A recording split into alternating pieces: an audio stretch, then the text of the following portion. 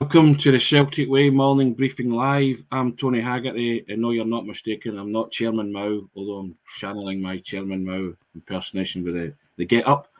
Haggerty 10, as you can see from the Twitter handle, joined as ever by my trusted sidekick, Sean Martin, at Sean Martin TCW. Morning, Sean, how you doing?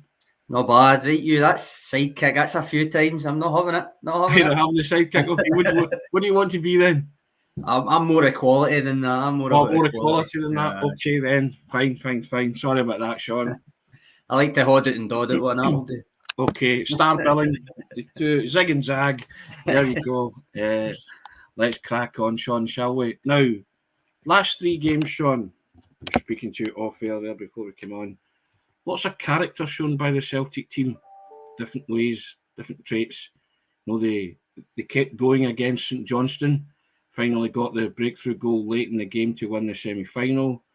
They recovered from a very early setback against Bayer Leverkusen, took the lead and were 8 minutes away from a fantastic result. And then on Sunday,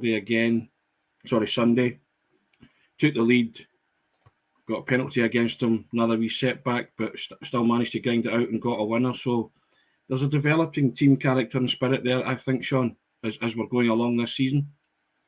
No, I agree. I think there's been times earlier in the season where, not that there was a lot of character necessarily, but you didn't necessarily think that they had it in them to make the breakthrough.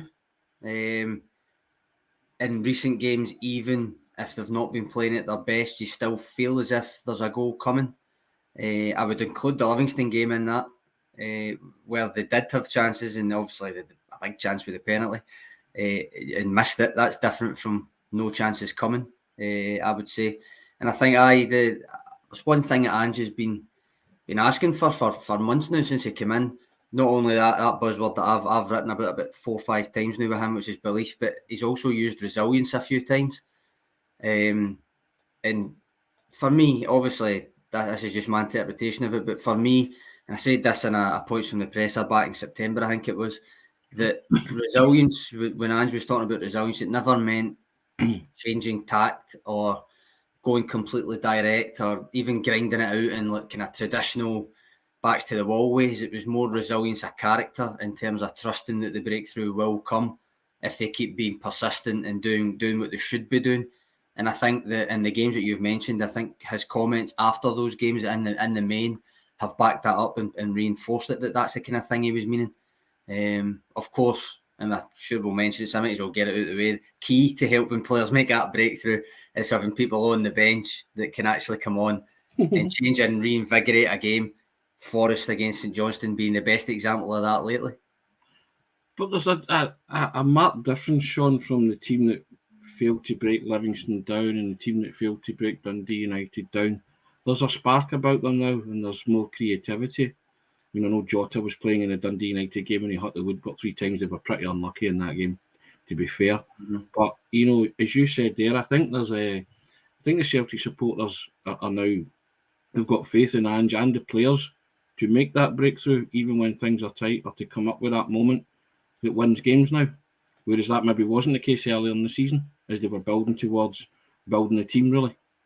Aye, like the phrase, like grind it out. Look, I'd say it's more like what the opposition do. Probably agree with that.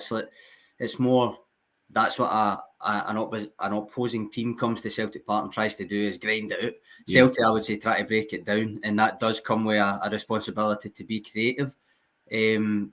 Just now, I'd say that the trend is probably that Celtic have dropped a bit of general creativity, and I don't think that's just because Rogic is out. I think it's just the way that the games have developed lately. I think you and Alison talked about it yesterday. They do struggle to find Kyogo a lot, but I would argue that was the case even when Rogic was there. I think it was maybe his 3rd or 4th game I mentioned that right away you can see the runs he's making aren't being found sometimes. Sometimes it was because people weren't thinking to look. I was hoping that would come the more they played with him. It's still a wee bit of an issue, and again, that's where you take a wee nod to January recruitment, because it feels more and more like, although there is the faith that they will break a team down, that there's a struggle creatively, and that becomes then a case of give it to Jota, let him dance for a bit, see what he can come up with, which to be fair does work a lot of the time. There you go again, bringing the lack of strength and depth into it. Yeah, by January window. There we go. Yes, indeed. And now there's a difference between having a will to win and a desire, Sean, and and a lot of people said on Sunday that Celtic won ugly. I didn't actually see it that way. I thought they were by far the better team. And yeah, the goal was fortuitous, but it was well deserved because they were well on top. So I didn't see Sunday as winning ugly. Well, the goal was scrappy, granted, but I thought they were worth it. Jota hits the post near the end. Kyogo misses one as well. Unlucky, good save. That kind of thing. So it wasn't as if Celtic didn't create chances and didn't deserve all 3 points. No, aye, that's true. And what I would also point out is Aberdeen created nothing as well. Like, it wasn't like they were threatening. So no, I didn't agree with the question that Ange Postecoglou got asked about winning lucky, and I don't agree with the sentiment that it was ugly either. Particularly, it wasn't a great performance. There was drawbacks. There was, again, I think, a bit of a lack of creativity a lot of the time. But I think I agree with you. I think they were good value for that one. And they were all right. They struggled maybe the opening 15 minutes. There was very little from either side apart from Ramirez blindsiding Joe Hart in terms of goalmouth action. But certainly after Aberdeen's penalty, Celtic went through a wee bit of a lull. I felt where Aberdeen were getting a wee bit of confidence up. But without a doubt, I think certainly in the second half, Celtic were well on top. Celtic, if anything, looked more likely to score throughout the second half than Aberdeen did to even get a shot a lot of the time. So no, I don't think it was winning ugly, and I don't think it was winning lucky either. Now we've got some comments coming in. Tim Anon says, massive period for us coming up. Could define our season. If we're top by 2nd of January, Celtic are going to win the title. Prediction there. The will to win, Tony David Bradley says, and he comes back in and says, getting the will to win is getting greater. I think we're touching upon that, Sean. Do you agree with Mr. Anon saying that Celtic are going to win the title if they're top by the 2nd of January? Oh, look at you throwing the grenade in. Come on. Chairman Mao, indeed. It's one of the things. They're still 4 points behind, and as Ange Postecoglou says, you need to run your own race until such time as you're actually top, and then you can start thinking about holding off the rest. Yeah, I agree with that too. I think Celtic at the minute are, they're obviously playing catch up, but there'll be a moment in the season where they'll have to strike, and it's about that grabbing that opportunity at that optimum moment. 2nd of January could be a big game if all goes to plan and both sides continue to win. You're going in the 2nd of January to move within a point of Rangers, and then you would be within striking distance. So, but a lot of ifs and buts and twists and turns before there, Sean, with that 10-game period coming up, isn't it, before January the 2nd, which a lot of people are saying could define the season. I think there's stretches like that throughout that certainly with Celtic you could say define seasons, and the Christmas period again. I says to you and Alison yesterday, it's got a lot of it might come down to fitness of the squad and how many options he's actually got, because it's a lot of games in a short space of time. Even for Celtic, who generally play twice a week anyway, the Christmas period becomes quite frantic. Not least the weather and different things, and I think it will come down to that for at least a couple of the games. But a couple of the games right now is enough to make it crucial. Are you a lover of resting players, Sean? Squad rotation, or is it a case of Celtic's kind of need must? Because as you banged on about, and ourselves have banged on about, the threadbare nature of the squad. It's a balance, and it all depends on the actual quality of the players, as we talked about last week. The players that come in for the first team or the first 11 players, how their quality measures up, if you know what I mean. Yeah. That is more about that's more the question when it comes to rotation, is who you're replacing with.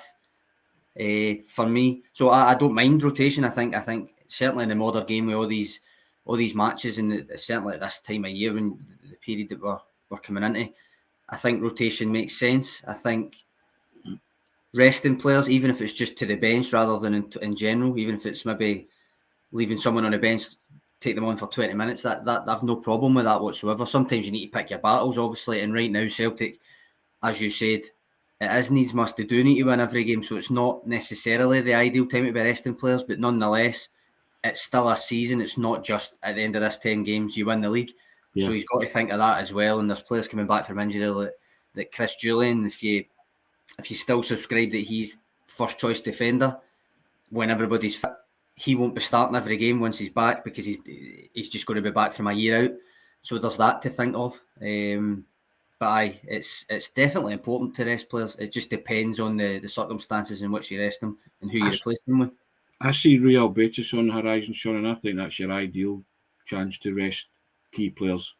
It really is. It's a dead rubber, isn't it? And yeah, I know you get money for points that you get in the Europa League and stuff like that, but this is a chance for Ange to say to guys that are maybe in need of a rest, McGregor's, Turnbull's, Kyogos, just to bench them, as you say, or does he try and keep building that momentum and winning games? That's a balancing act that he's got here, isn't it? It is, aye, and I don't know. There's a curiosity within me that wonders if, having looked at all these comments and tried to interpret them and stuff, especially the Leverkusen game, but he's mentioned it before as well about European football, about how he uses it to know how much progress the team is making, essentially to measure his own style and philosophy and how much it's instilled in the players against better teams. Makes me wonder if, even if it is a dead rubber, if he might play a strong team just for that purpose. Yeah. But there's also the consideration there. You say the word momentum. As if Celtic have got up ahead of steam before that Betis game, does he interrupt it by resting really big players, potentially risking a home defeat, and then that maybe takes a wee bit of a knock to the confidence of the players that come in and different things. It is a balancing act. That's the kind of thing he's got to think on. But I would not necessarily be that surprised if he does play a strong team against Betis for that reason, even though theoretically it makes sense that that's the game, because it's the only game that actually doesn't mean much now. Yeah, Will McMillan comes in and he says, "Is Betis a dead rubber to answer?" What you're saying there, Sean. Aye. And Margaret Morrison comes in. Let's put marker down from now to the derby at New Year, plus new players coming in. Yep, I think we're all on board with that. Jim Stevenson asked, when will Giakoumakis be back? There's actually no defining moment for Giakoumakis to be back.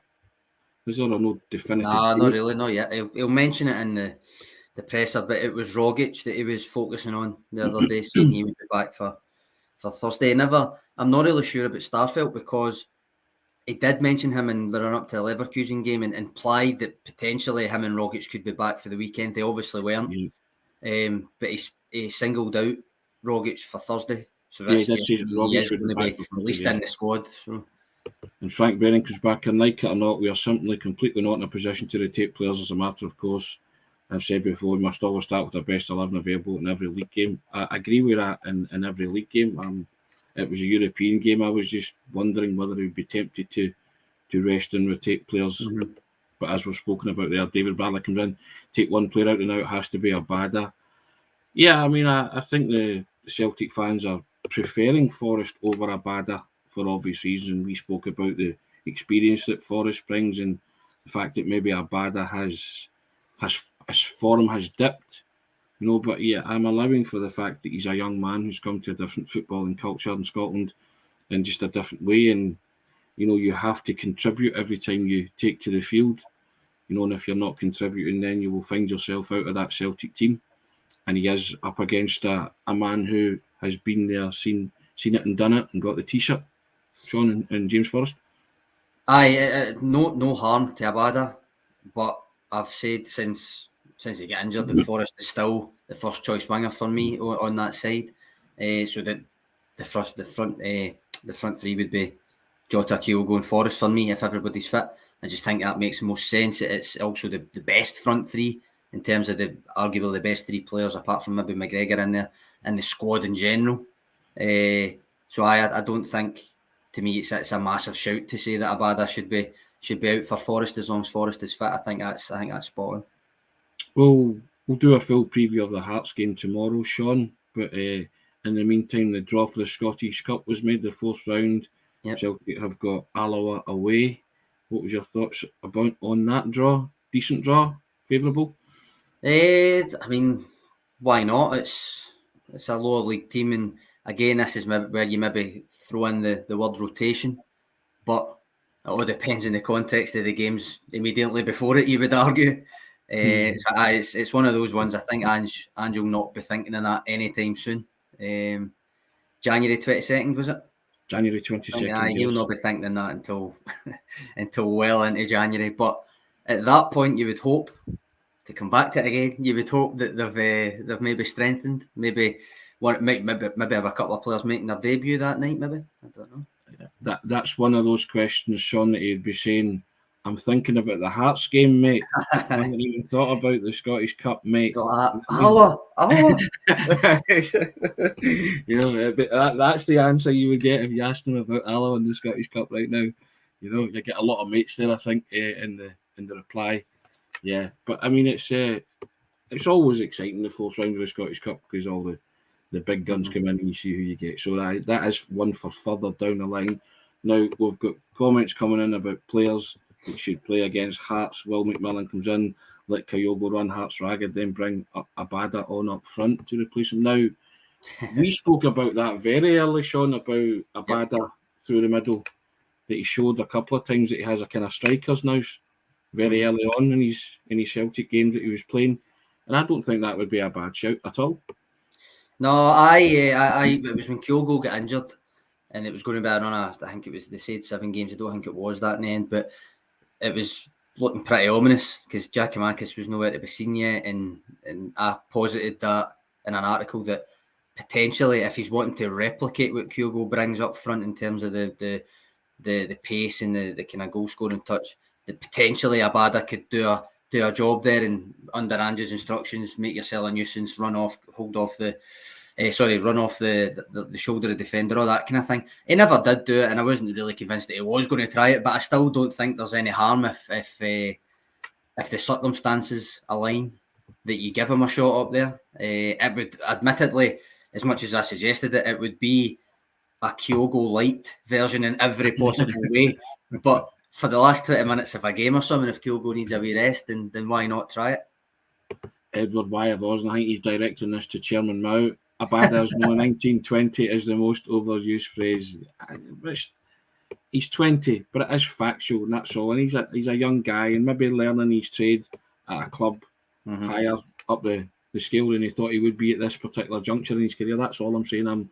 If you're a good player, you're a good player. And there's also the context of there wasn't really much that could be done otherwise. Like, he might not, in any other circumstances, have been playing, starting as regularly as what he has been, to put him under that spotlight to begin with. If it wasn't for the fact that there was injuries to Forrest, Johnston to begin with, obviously he plays more off the left, and Dembele, who's still nowhere to be seen. That was the kind of wide options. I don't think anybody wants to see Kyogo pushed wide right again. So it's probably he's a victim of that as much as his own kind of trough that he's went through. But as I say, I do agree, Forrest is first choice for me. So David Bradley comes in. I agree with that. His offering is nothing out wide about pushing him through the middle. Frank Brennan comes in. The league title's everything this season, so no silly sticking to principles by Ange when it comes to Livingston and St Johnstone's of this world. Sean Haggerty comes in. Hello. Hi, Sean. How you doing? Hope you're well. And Frank Brennan comes back in. Love to see Cameron Carter-Vickers drive forward a lot more at Celtic Park, and particularly when up against 2 ranks of deep 5 in their own half. David Bradley comes in. We can't afford passengers this season. There you go. And Charlie McGarvey comes in. Giakoumakis reminds me of a jetty with his movement. There is none controversial, Charlie. And Will McMillan comes in. We should have a cup victory and be top of the league and a couple of new players by the Alaba game. That's what you were saying, Sean. The Scottish football landscape for Celtic could be particularly different on January the 22nd. I think that's what all the supporters are hoping for. Yep. No, I don't think Charlie's comment there is particularly controversial. I think that's probably you see it more because one of them is invariably replacing Kyogo through the middle, and it's just night and day. And I realised that Giakoumakis did play a couple of decent roles coming off the bench and seeing out the games against Ferencváros in particular, in terms of winning fouls, taking the ball in and stuff. And Ayeti doesn't necessarily even do that, but it's not necessarily what you've bought either of the two of them for, if you know what I mean. You Yeah. do want more, and you just see the difference to the style of play when it's not Kyogo. To be fair to Charlie, movement would be good, wouldn't it? In a big striker, you know, or your number 9, or playing in a number 9 role. Movement's good. I like movement in a striker, which is why we all like Kyogo so much, because he never stops moving, you know. So hopefully Giakoumakis and Ayeti maybe see that at training and think, all right, okay, that's maybe how you should play that role. You'd like to think it would rub off on them, but there you go. Right, guys, we'll preview the Hearts game in full tomorrow. Again, we always enjoy your contribution. We love the banter, knocking back and forth. And and the next time I'm on, I'll bill Sean as top billing, Sean Martin, and the Morecambe to my wise, or something like that. You know what I mean? Well, you can beat the chairman, can you? I don't know. No, you want to be the CEO? The CEO to my chairman. There you go. But as always, guys, we enjoy it. Thanks a lot for your contribution. Have a cracking day. Cheers, Sean. All the best. Cheers, Tony. Cheers.